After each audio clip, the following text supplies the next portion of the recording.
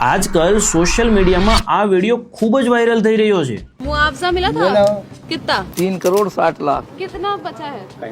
3 करोड़ यहाँ में लगा दियो बच्चों का में। हाँ, मकान देखो। और कितना मिला था आपको? 2,40,00,000। क्या किया उसका? जमीन ले लिया, मकान बना दिया, 1-2 ब्याह शादी कर दी, पैसा खत्म हो गया। एमणे तो 3 करोड़ रुपया खर्ची नाख्या, पण जो आ पैसाનું એને સરખી રીતે મેનેજ કરીને ઇન્વેસ્ટમેન્ટ કર્યું હોત ને તો કદાચ આખી લાઈફ પૈસા પૂરા ન થાત। માનો કે એમને જે 2018 માં 3 કરોડ રૂપિયા મળ્યા છે એમાંથી 1.5 કરોડ રૂપિયા એફડી માં અને 1.5 કરોડ રૂપિયા નિફ્ટી ઇન્ડેક્સ ફંડ માં ઇન્વેસ્ટમેન્ટ કર્યું હોત તો તેમને એફડી માંથી દર મહિને લગભગ 87,000 રૂપિયા જેટલી રેગ્યુલર ઇન્કમ થઈ જાત અને બાકીના જે 1.5 કરોડ રૂપિયા નિફ્ટી માં હતા એમની કરંટ વેલ્યુએશન 3.5 કરોડ રૂપિયા થઈ ગઈ હોત। પછી આ 3.5 કરોડ માંથી 1.5 કરોડની એફડી મૂકે અને બાકીના 2 કરોડ રૂપિયા નિફ્ટી માં જ રહેવા દે તો દર વર્ષે તેમાંથી તેને 21 લાખ રૂપિયા જેટલું ઇન્ટરેસ્ટ પણ મળત અને મોટા ભાગનું ઇન્વેસ્ટમેન્ટ સેફ પણ રહેત। આ બધું કોઈ રોકેટ સાયન્સ નથી, પણ આના માટે ફાઇનાન્શિયલ લિટરસી સમજવાની જરૂર છે। કેમ કે પૈસા કમાવા તો ઇમ્પોર્ટન્ટ છે,